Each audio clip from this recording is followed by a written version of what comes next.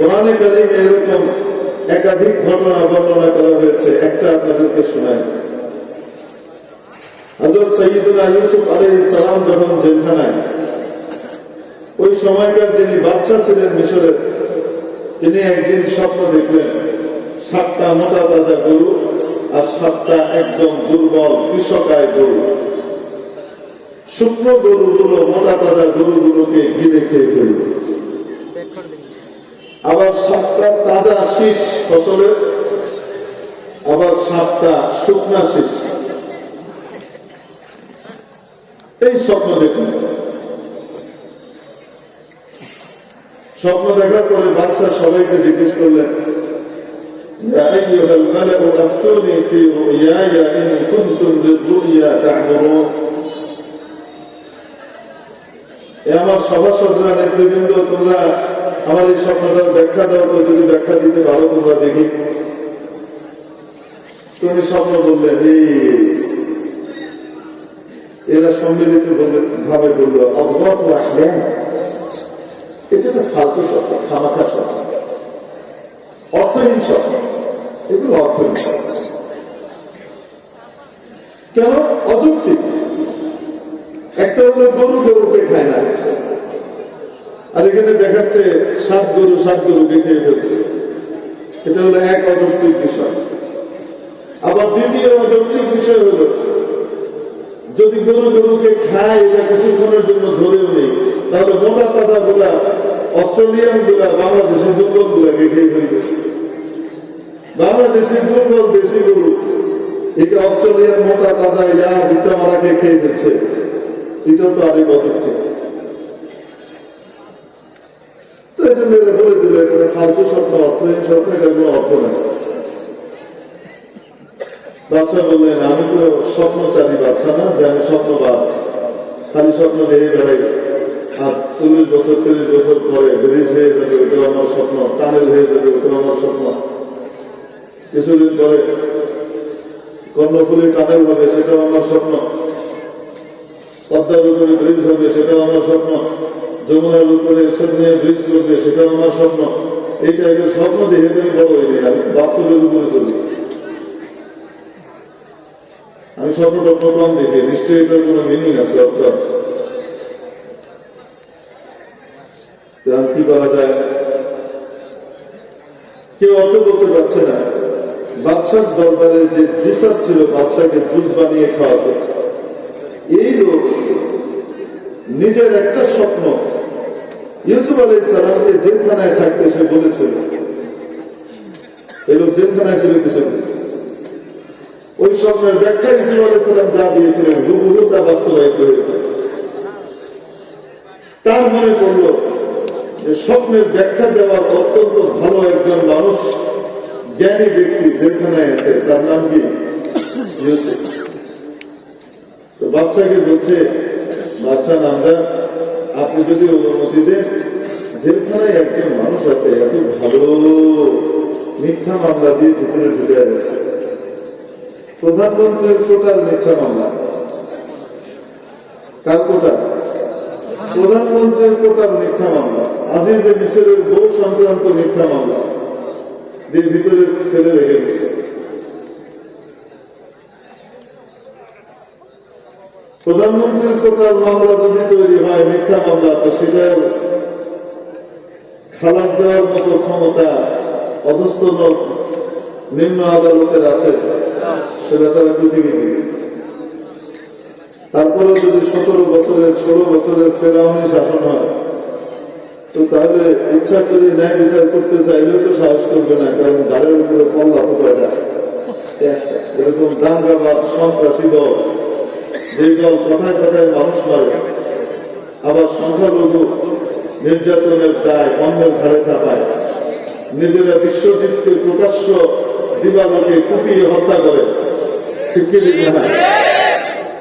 দিবালোকে বিশ্বজিৎকে যখন কুপিয়ে হত্যা করা হলো, তখনকার সন্ত্রাসী পার্টি যখন হত্যা করলো, সেই হত্যার সময় কিন্তু সংখ্যালঘুদেরকে, ইসলামকে মাঠে নামতে দেখা যায় না। এখন কেন নামক, তার মানে বোঝা গেল সংখ্যালঘুর নিরাপত্তা মূল বিষয় নয়, মূল বিষয় অন্য কিছু। দান মে কুছ কাহা হ্যায়।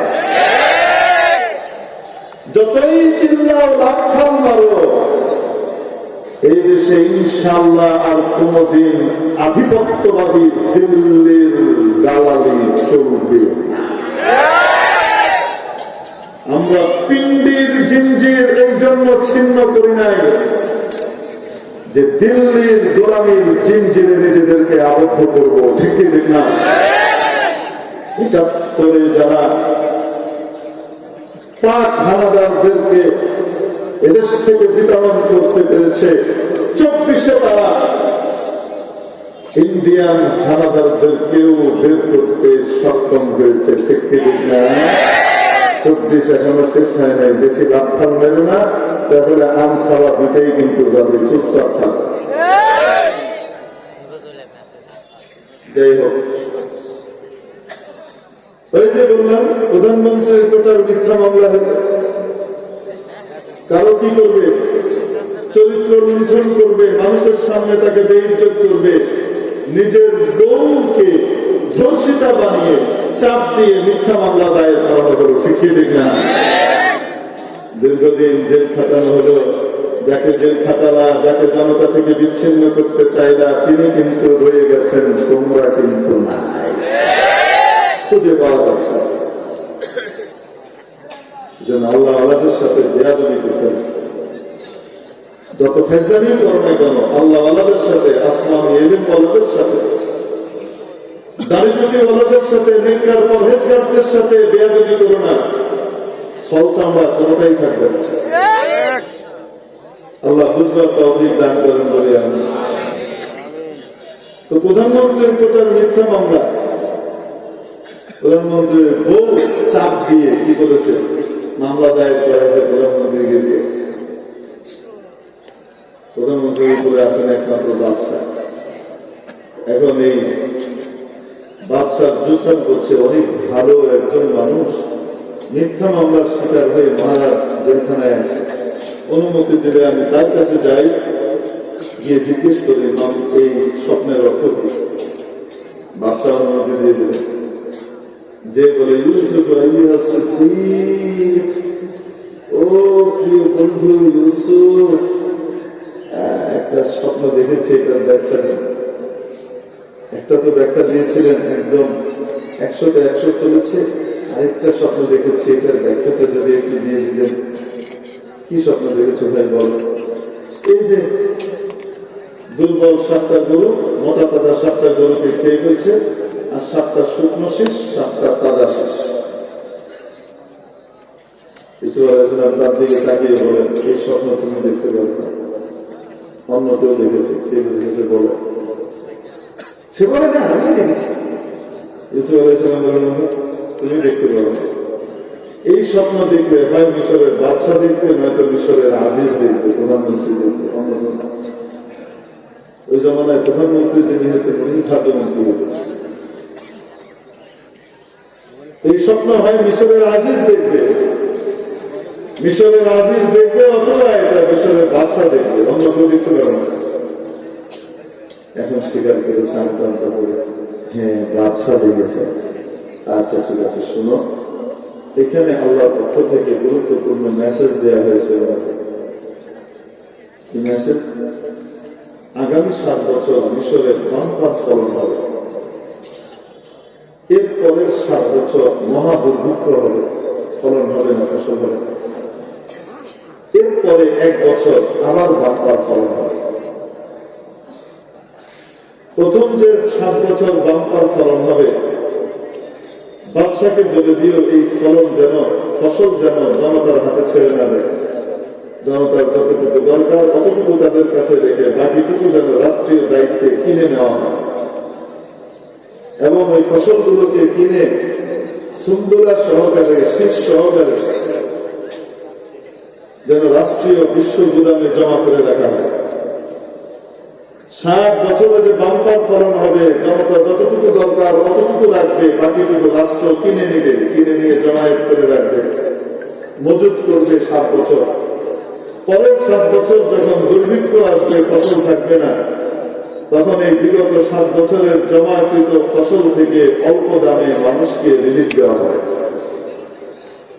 তাহলে দুর্ভিক্ষের কবলে পড়ে একজন মানুষও মারা যাবে না, সুষ্ঠু বন্টন যদি হয়। এরপরে আবার 1 বছর বাম্পার ফলন হবে, খাদ্য নিরাপত্তা আবার যথাযথভাবে স্টেবল হয়ে যাবে, নিশ্চিত হয়ে যাবে। এই মেসেজ আল্লাহ তাআলা বাদশাকে দিয়েছেন, ওনাকে জানিয়ে দিয়ে। যখন এই লোক গিয়ে বলেছে, বাদশা তো লাভ দিয়ে উঠেছে, এত ভালো মানুষ জেলখানায় কিভাবে থাকে, তো মহাজ্ঞান, একটা বের করে নিয়ে আসো। ইউসুফ আলাইহিস সালাম বললেন, না, আমি এমনি আসবো না, আদালতের মাধ্যমে প্রমাণ হবে। তারপর আদালতের মাধ্যমে বিকসুর প্রমাণিত হলেন, নির্দোষ খালাস পেয়ে হযরত ইউসুফ আলাইহিস সালাম জেলখানা থেকে মুক্তি পেলেন। যুগে যুগে ইউসুফ আলাইহিস সালামের অনুসারীরা, ইউসুফ আলাইহিস সালামের ওয়ারিস যারা হবে, আলেম ওলামা যারা নবীদের ওয়ারিস হয়, তাদেরকেও যদি এরকম মিথ্যা মামলায় ফাঁসিয়ে দেওয়া হয়, সময় কোনো না কোনো সময় আসবে, ইনশাআল্লাহ তাআলা বেকসুর খালাস পাবে। হয়েছে না হয় না?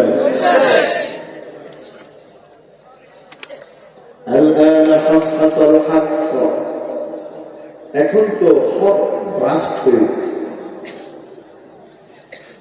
হক উদ্ভাসিত হয়ে গেছে, প্রকাশ পেয়ে গেছে, সত্য সকলের সামনে বেরিয়ে এসেছে।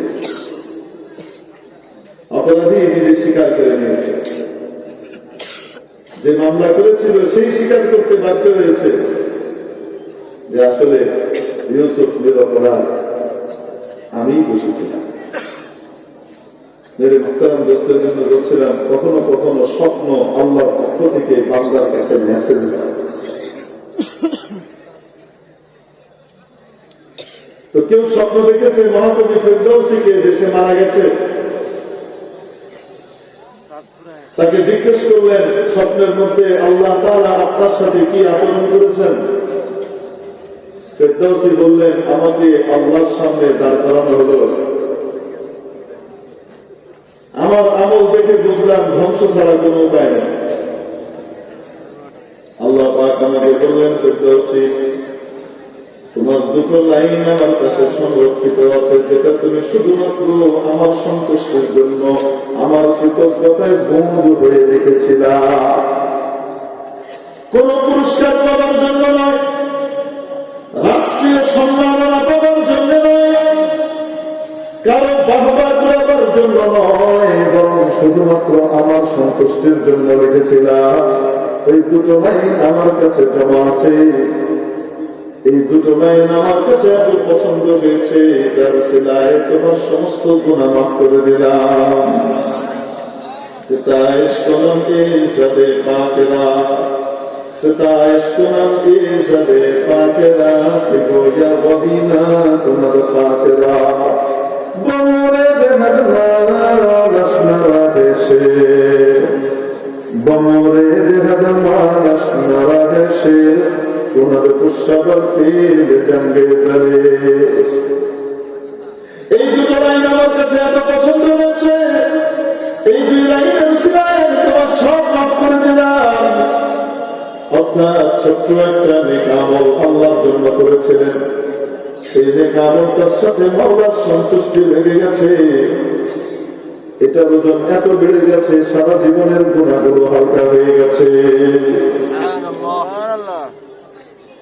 এজন্য গুনাহ যত ছোট করব না, কারণ বলা যায় না ছোট গুনাহের সাথে আল্লাহ অসন্তুষ্টি যুক্ত হয়ে যেতে পারে, ওটার ওজন এত বেড়ে যাবে জীবনের সমস্ত নেক আমল বরবাদ। আবার নেকি যত ছোট হোক না কেন ছাড়বো না, বলা যায় না এই ছোট্ট নেকিটার সাথে আল্লাহর সন্তুষ্টি সংযুক্ত হয়ে যাবে, ফলশ্রুতিতে এটা ওজন এত বেড়ে যাবে জীবনের সমস্ত গুনাহগুলো হালকা হয়ে যাবে। আল্লাহর সন্তুষ্টি নেক আমলের সাথে যুক্ত কিভাবে হয়?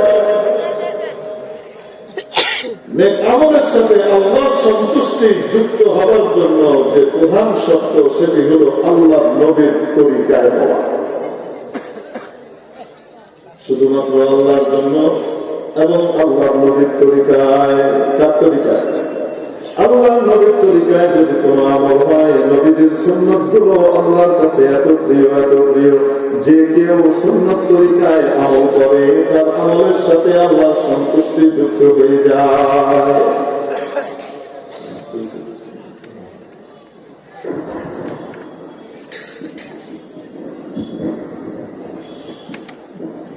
কথা বোঝা যায় পরিষ্কার? ঐতিহাসিক দারুল উলুম দেওবন্দের নাম শুনেছেন?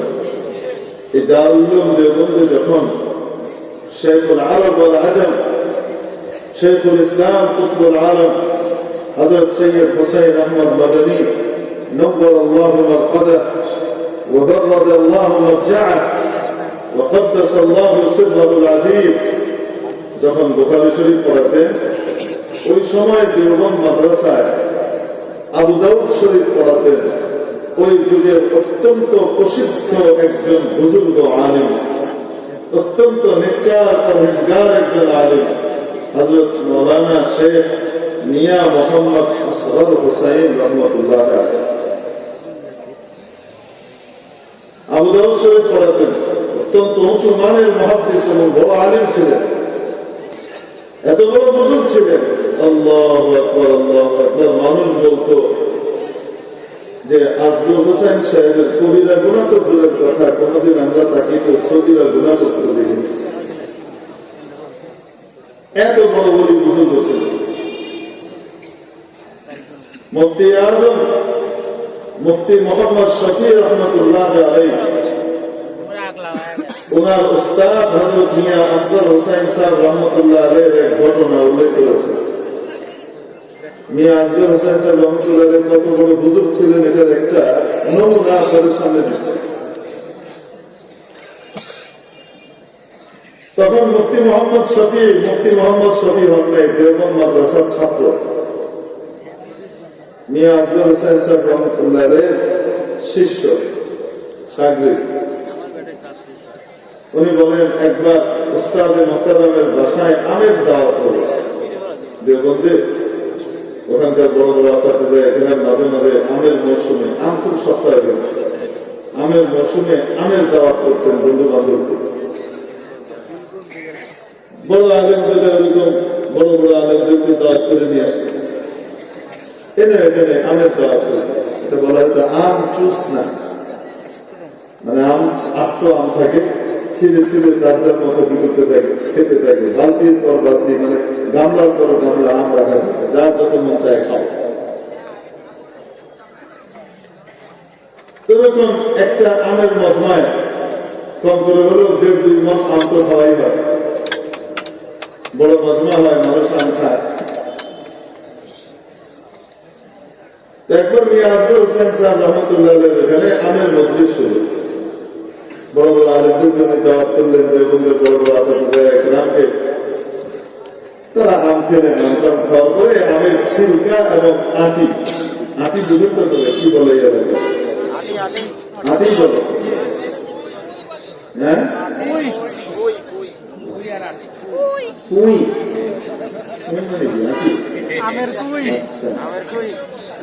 আমের ছিলকা, এটাকে কি বলে? চোষা। আচ্ছা, আমের চোষা আর কুমি, গজবানের সিরাজগঞ্জ। আমের ছিলকা এবং আটি অন্য শব্দে আমের চোষা আর কুমি, এগুলো সব জমায়েত হয়ে আছে না, পড়ে আছে। হযরত মাওলানা মুফতি মোহাম্মদ শফি রহমতুল্লাহ আলাইহি বলেন যে আমি যখন ছাত্র ছোট, আমি গেলাম হযরতের কাছে, গিয়ে বললাম হযরত আমি এই আমের ছিলকার গোলা এগুলা ফেলে দিয়ে আসি, বাইরে ডাস্টবিনে ফেলে দিই। হযরত জিজ্ঞেস করলেন, মিয়া এগুলো ফেলতে পারো, ফেলার সিস্টেম জানো? তুমি বলেন, আমি খুব অবাক হয়ে জিজ্ঞেস করলাম, আমের ছিলকা নিয়ে ডাস্টবিনে ফেলে দেওয়া, এটা আর এমন বড় কি কাজ, এটাও আবার জানতে হবে।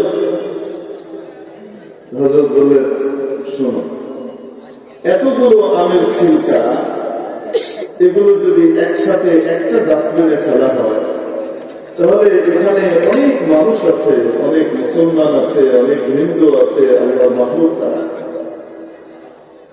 যাদের এই তৌফিক নাই যে তারা এই মৌসুমে আম কিনে খাবে, গরিব মানুষ, এতগুলো আমের ছিলকা যদি এক জায়গায় পড়া দেখে, তাহলে তাদের মনে আফসোস, আক্ষেপ আর কষ্ট আসতে পারে। হায় আল্লাহ, তোমার কোন বান্দা এত আম খেয়েছে, খাইয়েছে, আমি তো খেতে পারলাম না, আমার বাচ্চাটাকে তো আমি আম খাওয়াতে পারলাম না। এই আফসোস তার দিলের মধ্যে আসতে পারে। আর কোন প্রকৃত মুসলমান অন্য মানুষকে তার কাজ দিয়ে কষ্ট দেয়, অন্য মুসলমানকে নিজের হাত দিয়ে, নিজের মুখ দিয়ে কষ্ট দেয়। অতএব এই ছিলকাগুলা সব এক জায়গায় ফেলা যাবে না, নিয়ে যাও একটুখানি এইখানকার ডাস্টবিনে, আরেকটুখানি ওইখানকার ডাস্টবিনে, আরেকটুখানি এর পরের ডাস্টবিনে, অল্প অল্প করে একটু করে ফেলবা, যেন এই ছিলকা দেখে কারো আফসোস না। কত বড় বুজুর্গ এবং কত বড় মানবতাবাদী মানুষ ছিলেন, এবার কল্পনা করে দেখেন। এই নিয়ে আসগর হোসেন সাহেব রহমতুল্লাহ আলাইহির ইন্তেকাল হয়েছে। কেউ স্বপ্ন দেখেছে হযরতকে, হযরত আপনার সাথে আল্লাহ তাআলা কি আচরণ করেছে? উনি বললেন, ভাই, আমাকে দরবারে ইলাহিতে দাঁড় করানো হলো এবং আমার আমল নামাগুলোর সামনে আনা হলো। আল্লাহ তাবারক ওয়া তাআলা বললেন, আসগর, একটা আমলও তো দেখছি না যেটা কবুল হতে পারে। আমল তো অনেক করেছো, বড় বড় আমল অনেক করেছো। কেমন মানুষ যার জীবনে তাহাজ্জুদ কাজা নেই, ইশরাক ছুটে নেই, আওয়ামিন ছুটে নেই? এরকম বুজুর্গ মাদ্রাসার ওলি হিসেবে, জন্মগতভাবে ওলি হিসেবে মানুষ যাকে খেতাব দিয়েছে, ওনাকে বলছে, তোমার কোনো আমল তো দেখছি না কবুল হওয়ার মতো যেটা দিয়ে তোমাকে পার করা যায়। তবে আজকাল আমার কাছে তোমার একটা আমল সংরক্ষিত আছে, যে আমলটা আমার হাবিবের সুন্নত হওয়ার কারণে তুমি আজীবন করে গেছো, কখনো ছাড়ো না। সেটা হলো, আমার হাবিবের একটা সুন্নত ছিল, খাবার সামনে আসলে পছন্দ হলে খেতেন, অপছন্দ হলে খেতেন না, কিন্তু খাবারের কোন সমালোচনা করতেন না। তুমি খাবারের ব্যাপারে খুব খুঁতখুঁতে, আমি জানি। একটু খাবারে এদিক ওদিক হলে তোমার খাওয়ার রুচি নষ্ট হয়ে যায়, সেটাও আমি জানি। আর তোমার স্ত্রীর হাতের রান্না তেমন না, প্রায় উল্টাপাল্টা হতো, তুমি চুপচাপ খেয়ে নিতে, কখনো তুমি এই খাবারের সমালোচনা করো নাই, তোমার স্ত্রীকে কষ্ট দাও নাই। আমার হাবিবের এই সুন্নতটার উপরে তুমি আমল করেছ, তোমার এই আমলটা আমার কাছে বড় পছন্দ হয়েছে। এইটা ছেলে আমি তোমার সব আমল কবুল করে দেব। এই জন্যে কিয়ামতের দিন আমলের মধ্যে ওজন তৈরি হবে আল্লাহর সন্তুষ্টির দ্বারা, আর আল্লাহর সন্তুষ্টি আসবে নবীদের সুন্নাত দ্বারা। প্রতিটা কাজে ইনশাআল্লাহ ব্যক্তিগত, পারিবারিক, সামাজিক, রাষ্ট্রীয় সর্বক্ষেত্রে নবীদের সুন্নাহকে সামনে রেখে আমরা আমাদের জীবনকে চালানোর জন্য কে কে রাজি আছে? আল্লাহু আকবার। আল্লাহ হাতগুলোকে কবুল ও মঞ্জুর করে নেন। আল্লাহ সুন্নাতওয়ালা তৈরির কারখানা হলো এই মাদ্রাসাগুলো, এই নবীদের মাদ্রাসাগুলো, যাবতীয় প্রয়োজনকে খাজানা পুরো করে দেন। আল্লাহ মাদ্রাসাওয়ালাদের সাথে আমাদের মহব্বতকে স্থায়ী করে দেন। সুখে দুঃখে সর্বাবস্থায় নবীর মেহমানদের সাথে, নবীদের ওয়ারিস আলেম ওলামার সাথে একসাথে পাশে দাঁড়িয়ে থাকবার তৌফিক নসিব করেন। তাদের পাশে থেকে, তাদের সাথে থেকে, তাদের এজেন্ডাগুলো, তাদের পরিকল্পনাগুলো বাস্তবায়ন করবার জন্য এগিয়ে আসবার তৌফিক দান করেন। আমিন।